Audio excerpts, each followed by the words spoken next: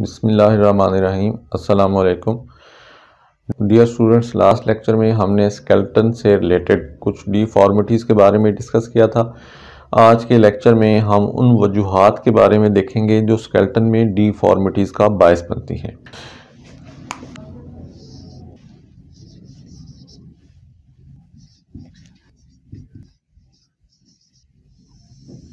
Causes का मतलब होता है वजूहात, असबाब। डिफॉर्मिटीज़ का मतलब होता है नकाइस।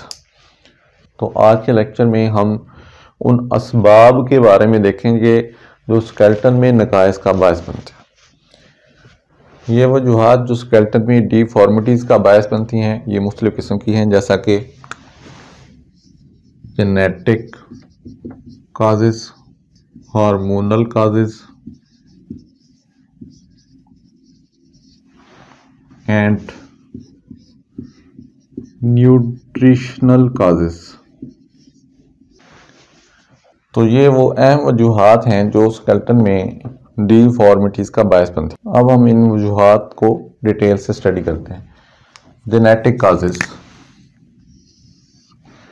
जैसा कि नाम से जाहिर है, जीन की खराबी स्केलेटन में डिफॉर्मिटीज़ का बायस बनती है। बहुत सी ऐसी डिफॉर्मिटीज़ हैं जो जीन्स में खराबी की वजह से पैदा होती हैं, जैसा कि क्लेफ्ट पैलेट।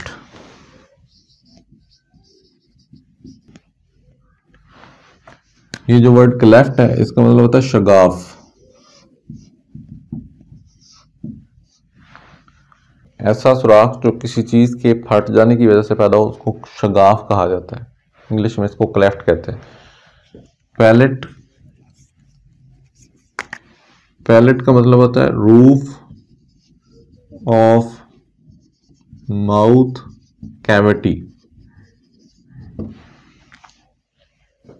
ये जो हमारी माउथ कैविटी है जिसके अंदर दांत और टंग वगैरह मौजूद हैं, इस माउथ कैविटी का ऊपर वाला जो पार्ट है रूफ, उसको कहते हैं पैलेट, जिसको उर्दू में कहते हैं तालु। क्लेफ्ट पैलेट ये एक स्केलेटल डिफॉर्मिटी है जो जीन में खराबी की वजह से पैदा होती है। तो इसको समझने के लिए पहले हम इस पैलेट की स्ट्रक्चर को देखते हैं। अगर हम अपने माउथ के रूफ को देखें जिसको पैलेट कहा जाता है, तो उसकी स्ट्रक्चर कुछ इस तरह होती है।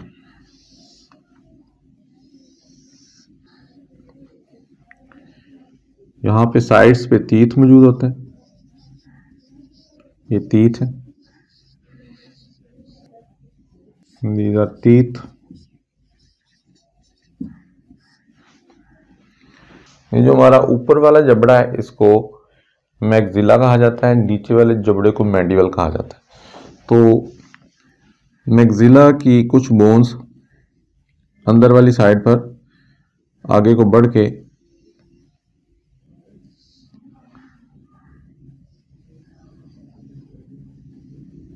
एक दूसरा सेंटर में आके मिल जाती हैं। इन बोन्स को कहा जाता है मैक्सिलरी प्रोसेसेस। मैक्सिलरी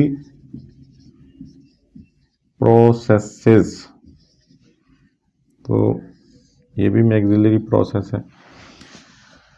अब ये वाला जो पोर्शन है यहां पर पैलेटाइन बोन मौजूद होती है।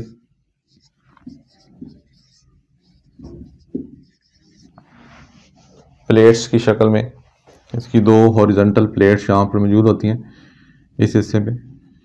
तो इस तरह ये मैक्सिलरी प्रोसेसेस और पैलेटाइन बोन्स मिलकर पैलेट बनाती है। बात जेनेटिक काजेज की वजह से, यानी जीन में खराबी की वजह से, ये पैलेटाइन और ये मैक्सिलरी प्रोसेसेस यहाँ पर एक दूसरे के साथ फ्यूज नहीं हो पाते। तो उसके नतीजे में क्या होता है, यहाँ पे एक ओपनिंग सी पैदा हो जाती है। इस ओपनिंग के पैदा हो जाने को कहते हैं क्लेफ्ट पैलेट, यानी पैलेट में सुराख हो जाना, शगाफ का पैदा हो जाना। तो ये जो आपको ओपनिंग नजर आ रही है ये, इसको कहते हैं क्लेफ्ट पैलेट। अब इसका नुकसान क्या होता है, माउथ कैविटी के ऊपर नेजल कैविटी मौजूद है। यानी अगर हम देखें अपने माउथ को तो ये हमारा माउथ है और इसके ऊपर यहाँ पर नोज मौजूद है, नोज, और उसकी कैविटी को नेजल कैविटी कहते हैं। This is nasal cavity, this is mouth cavity.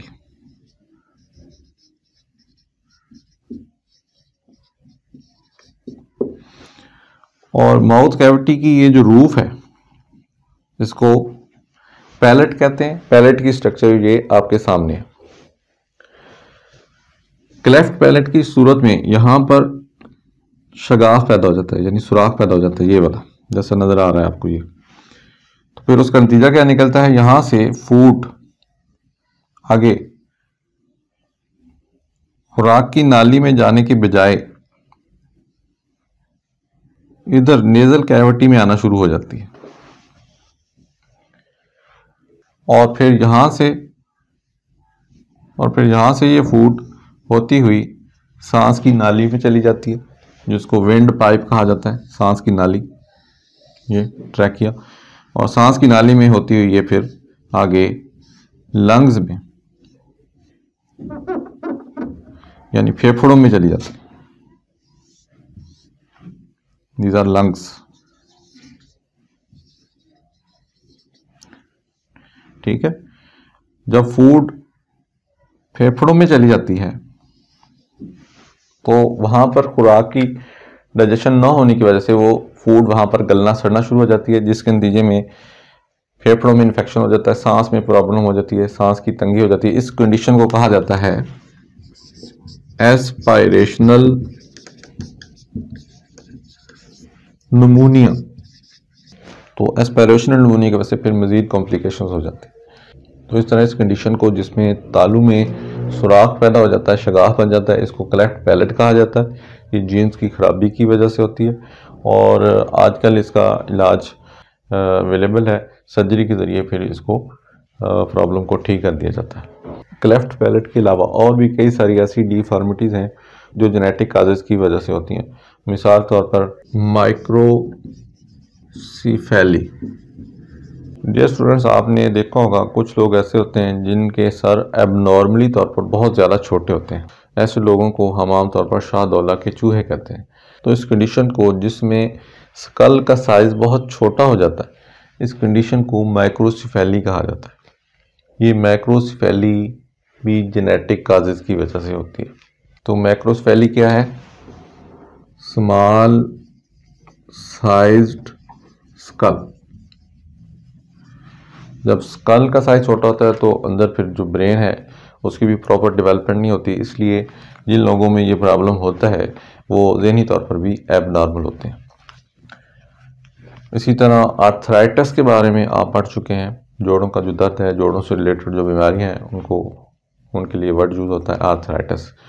तकरीबन 100 मुख्तलिफ टाइप्स की जोड़ों से रिलेटेड डिजीज़ हैं।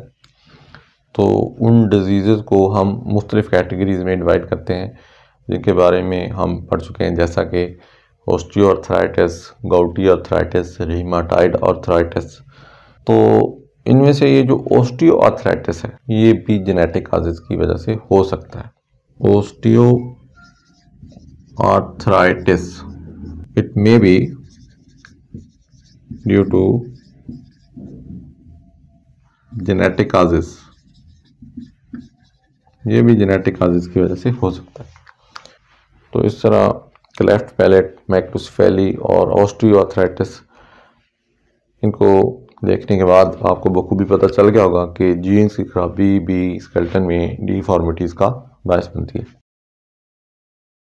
डियर स्टूडेंट्स, हार्मोन्स ऐसे केमिकल्स हैं जो हमारी बॉडी में कोऑर्डिनेशन का काम करते हैं, बॉडी के मुख्तलिफ हिस्सों में कम्युनिकेशन डेवलप करते हैं, हमारी बॉडी मुख्तलिफ किस्म के इफ़ेक्ट्स प्रोड्यूस करते हैं, मुख्तलिफ किस्म की खसूसियात पैदा करते हैं।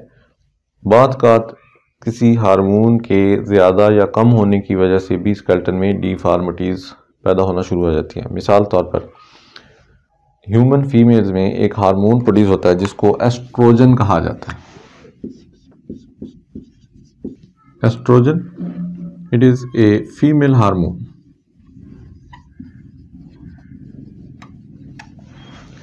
ह्यूमन फीमेल्स में पैदा होता है और ये फीमेल्स में फीमेल वाली कैरेक्टरिस्टिक्स पैदा करता है। It produces female characters in females.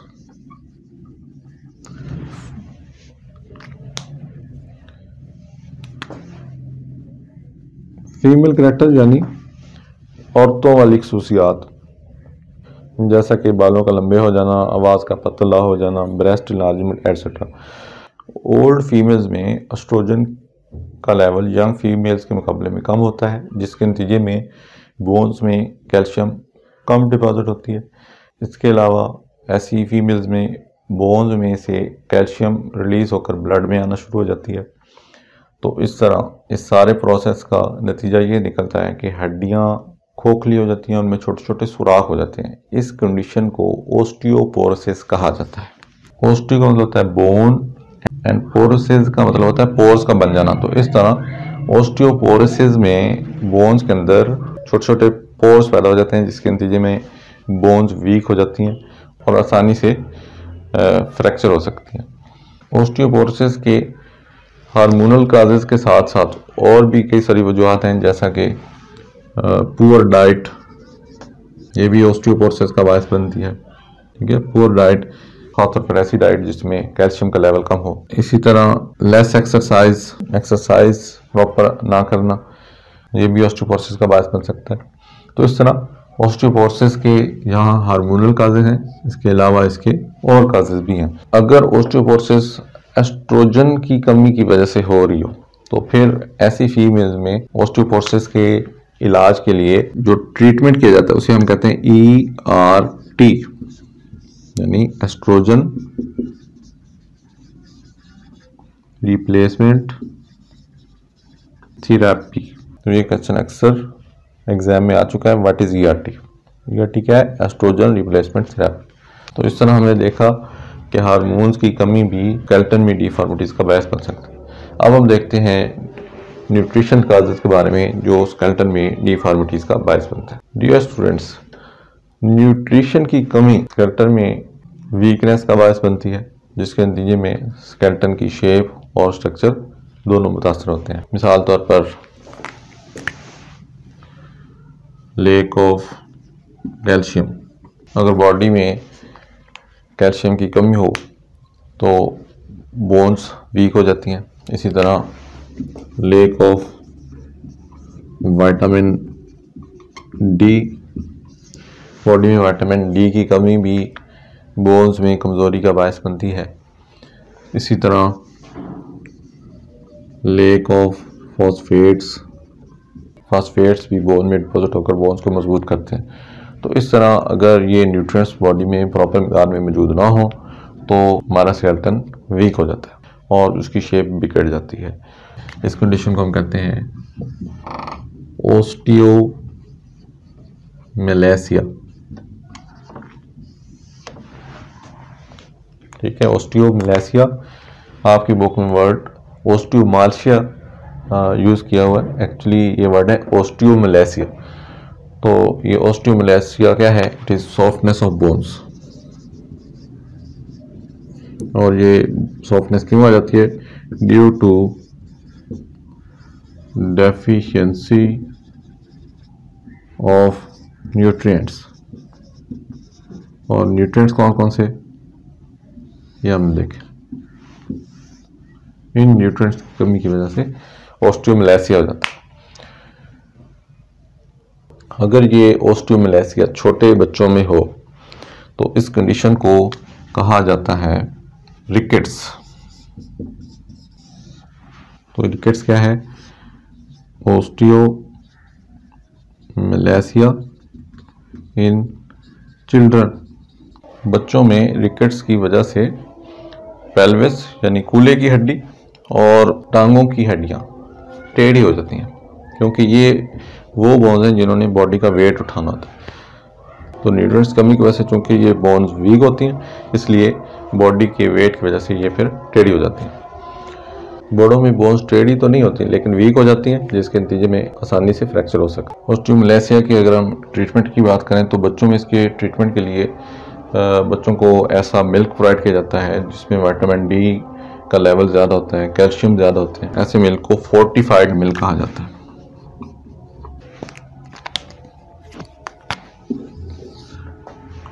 बड़ों में इसके इलाज के लिए ऐसे सप्लीमेंट दिए जाते हैं जिनमें इन न्यूट्रिएंट्स का लेवल ज़्यादा होता है, यानी ऐसे पेशेंट्स को मल्टी मिनरल्स और मल्टी विटामिन अद्वियात प्रोवाइड की जाती है। जब हम धूप में बैठते हैं तो हमारी बॉडी में विटामिन डी खुद ब खुद बनना शुरू हो जाता है, तो इसलिए ऐसे बच्चों में जिनमें रिकेट्स की प्रॉब्लम हो उनको प्रॉपर धूप में भी बिठाना चाहिए ताकि उनमें ऐसा ऐसा विटामिन डी खुद बनना शुरू हो जाए। आजकल हमारे बच्चों में ज़्यादातर विटामिन डी कमी होती है, उनकी बोन इतनी स्ट्रॉन्ग नहीं होती है। उसकी एक वजह ये भी है कि आजकल जो शहरों में खासकर लाइफस्टाइल कुछ इस तरह का है कि घर बंद होते हैं, सेहत बनाने का सिस्टम वो ख़त्म होता जा रहा है। जैसे कि पुराने ज़माने में होता था, खुले और कुशादा सहन होते थे, बच्चे सहनों में खेलते होते थे, वो सिस्टम वो कल्चर ऐसा ऐसा ख़त्म होता जा रहा है। तो उसका नतीजा क्या निकल रहा है, बच्चों में प्रॉपर विटामिन डी नहीं बनता, और जब विटामिन डी नहीं बनता तो फिर बोन्स में कैल्शियम की डेपोजिशन कम हो जाती है, जिसके नतीजे में हड्डियाँ वीक हो जाती हैं। तो this was all about causes of deformities in skeleton. उम्मीद है आपको समझ आई होगी। बहुत शुक्रिया। अल्लाह हाफिज़।